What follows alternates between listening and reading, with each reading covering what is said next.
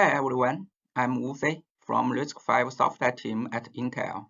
We are working on performance analysis and optimization on RISC-v platforms. Today, I'd like to share our pathfinding work on RISC-v performance analysis. Here is the agenda today. First, I will discuss the challenges and the problems we want to address. Next, I will introduce our proposal in detail. After that, I will show some examples how to use our tools for performance analysis. Finally, I will give a summary. We all know that RISC-v has developed rapidly. Lots of RISC-v processor designs emerge, and we see the trend RISC-v is moving to the high-performance computing segment. There is a strong need to know, to analyze, to optimize the performance of RISC-v systems in the community. A standardized, easy-to-use performance analysis infrastructure will speed up the process of software and hardware optimization. Our proposal consists of three parts. First, we need sufficient workloads to cover various hardware components and user scenarios.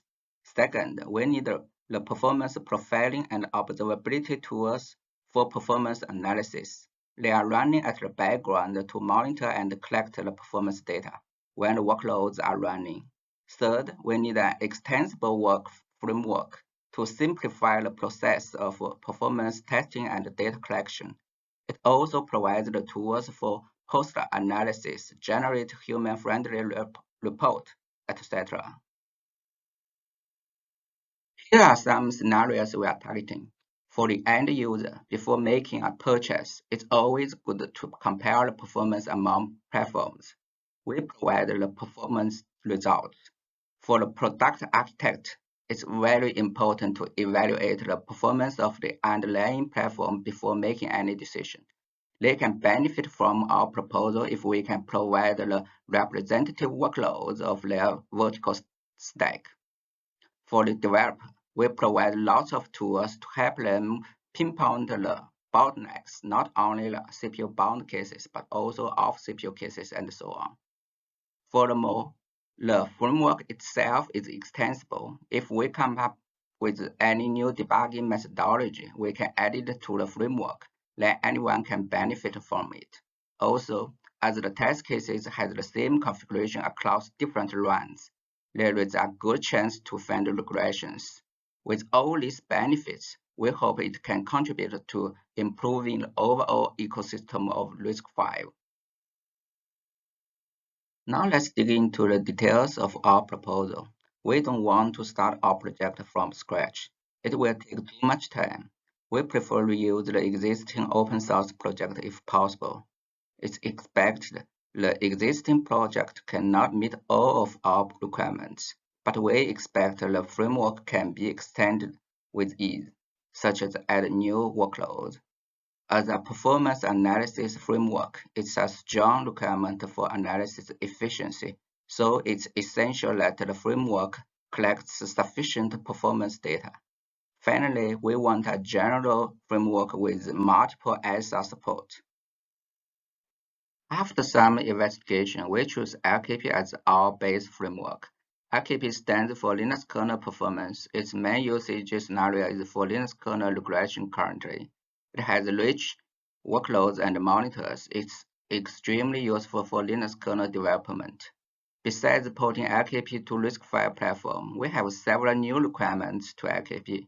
For example, LKP only compares the results between runs of different Linux kernel versions, as the software regression is what it cares most.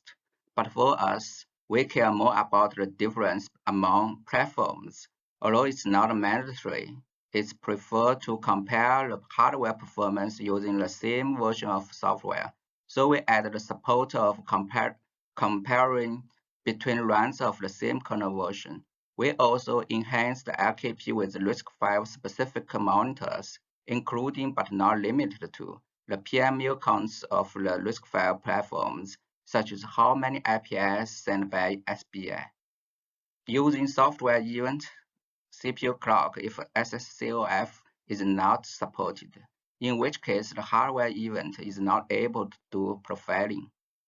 In the future, we want to support more ASA, enable more workloads, and enhance the framework for debugging efficiency and effectiveness. Now let's talk about the workloads. We have two directions to select and design our workloads. From one hand, we use bottom-up approach. We like to first test the hardware performance, including CPU, memory, I/O, etc. After all, we do want to compare between hardware platforms. From the other hand, we use top-down approach. We start from the user scenarios and try to examine if this is a proper platform for the specific applications such as AI and DPDK. We split the stack into several layers. It's desired to have a good coverage of each layer, and we select representative workloads in order to explore the performance of the real software and hardware. Here is the current status of our workload. We want to have a good coverage of layers mentioned in the previous slide. The workloads with white color have already been enabled, and those with yellow color are work in progress. We select some industry standard benchmarks to measure the performance of CPU, including Drystone, Whitestone, and Comark. We are enabling spec CPU for general performance testing is much complex but also more representative. For memory performance, we leverage mbench and stream to measure the latency and bandwidth respectively. We also enabled FL, perf, and netperf for L testing. Regarding OS testing, we have enabled Unix bench, Hackbench, StressNG, and Sysbench is on the way. We know StressNG is more of a stress testing than performance testing.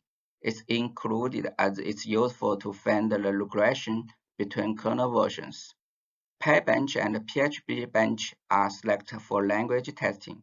SpecJBB is on schedule for Java performance.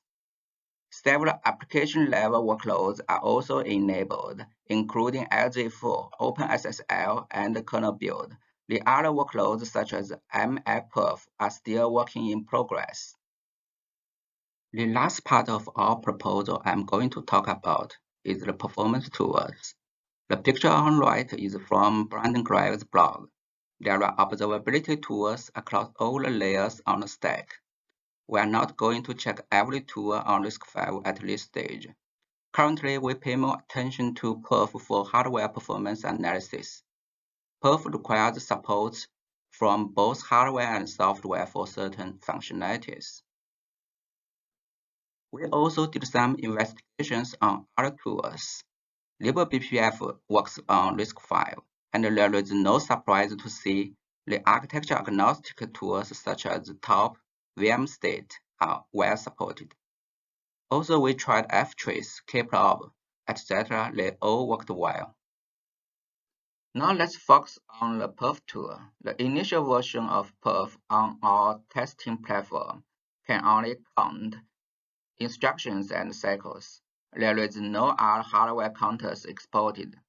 Also, due to lack of software and hardware supports, perf can only profile using software events such as CPU clock. By patching OpenSBI kernel and perf onto our code, finally we can access the hardware counters including cache firmware events on selected RISC-v SBC. In order to profile using the hardware counters, which depends on SSCOF MPF extension, we integrated the necessary patches on QML as we cannot have the real hardware with this extension. We have successfully enabled this feature on QML, but it still cannot capture the stack with interrupt disabled. On x86, NML interrupt is used for this purpose. Now we have discussed all of our proposal. We can use it to do some performance assessment. In the second part of this talk, I'm going to show a case study. We conduct an experiment that evaluates the performance between RISC-v and x86 Atom. In order to avoid any confusions, we don't show the real model name of the platforms intentionally. We call the RISC-v we used as platform R and Atom as platform A. Both RISC-v and Atom platform we used in this case study are not the latest hardware and released several years ago. We will conduct further experiments on the latest hardware. The experiment follows a general method. First, we get the results of all workloads and normalize them in O to get the full picture of performance differences. Then we select one or several workloads as the baseline and find out the outliers for further investigation. The baseline workloads are not necessary to be perfect for all the situations. We may even select different baseline workloads for different user scenarios.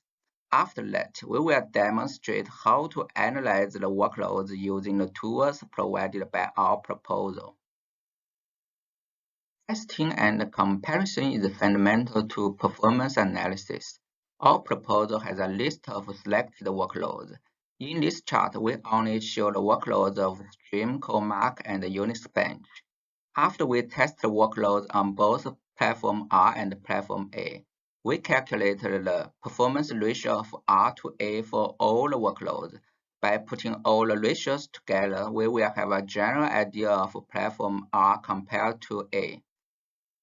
We can also use one or several workloads as the baseline. For example, Drystone or Comark, since we are measuring the CPU performance.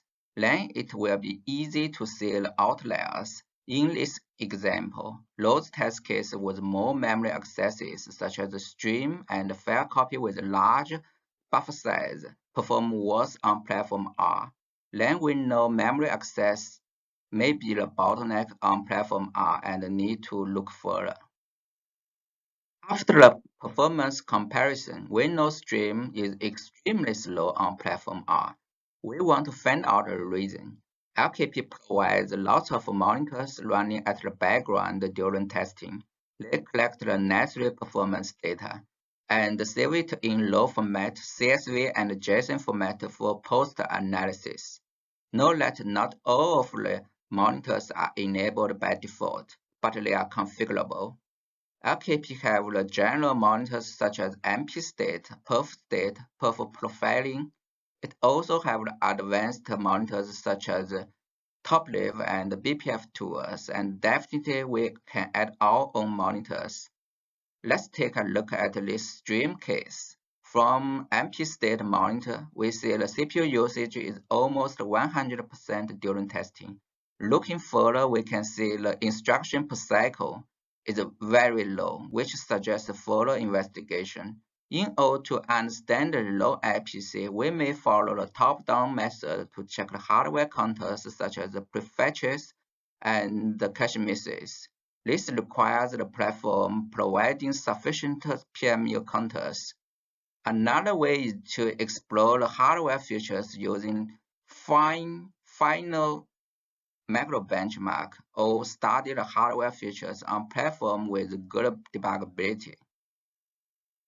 For the CPU-bound workloads, besides the hardware performance counters, profiling is another useful tool. It captures the stack of hard paths. We can see the exact assembly code by leveraging perf and annotate. LKP enables perf profiling by default for the benchmarking workloads. For this specific LZ4 workload, it spent more than 70% of CPU time on memory copy. It's likely the same memory bandwidth issue as stream. That implies stream is representative for this workload. There is no surprise both stream and this LZ4 case can be improved if the underlying memory bandwidth is increased. Another optimization could be from vector extension. On x86, we can see it uses SIMD instructions. It's a reasonable inference that on RISC-v vector instructions may help too. The previous two cases are CPU-bound. The last case in this presentation is to debug idleness. First of all, we start from MP state monitor and see the system is extremely idle. We want to find the reason of the idleness Off-CPU is not a brand new question. There are multiple tools able to figure it out. We may enable them in the future. Here we use one existing LKP monitor, which is not necessarily the best or even generic, but it's good enough for this case. Cisco's monitor leverages ftrace to trace all the syscalls. We can see that every nanosleep 0 takes about 4 milliseconds to finish. As the timer frequency is configured at 250 Hz on our system, it looks like the HR timer is disabled, and the task is only waking up by the tick interrupt. Further, git byset point to the commit which disables HR timer on this board.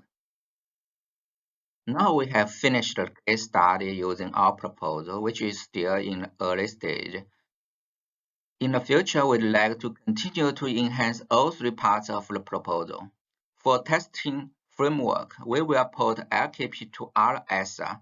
We'd like to improve its debugging effectiveness and efficiency. For example, we can enable flame graph on LKP.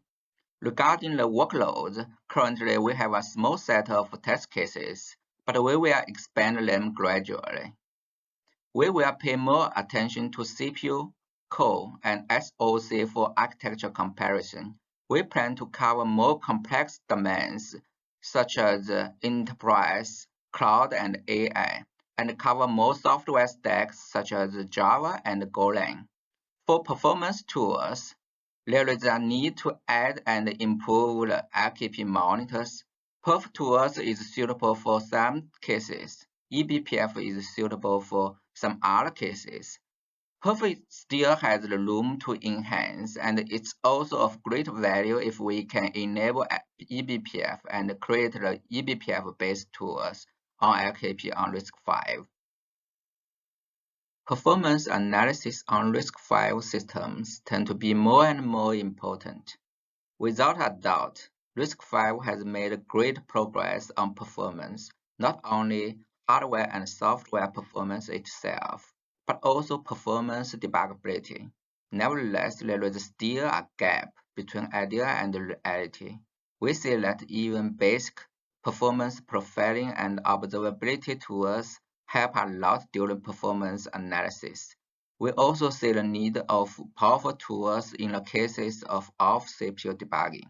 We look forward to seeing more and more tools integrated to LKP.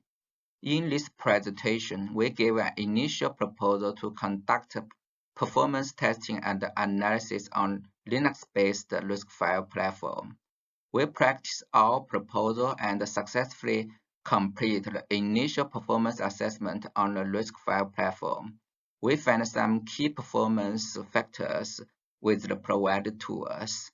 We look forward to working with the community to drive the further development of performance testing and analysis. Finally, I'd like to thank all these colleagues at Intel for their help.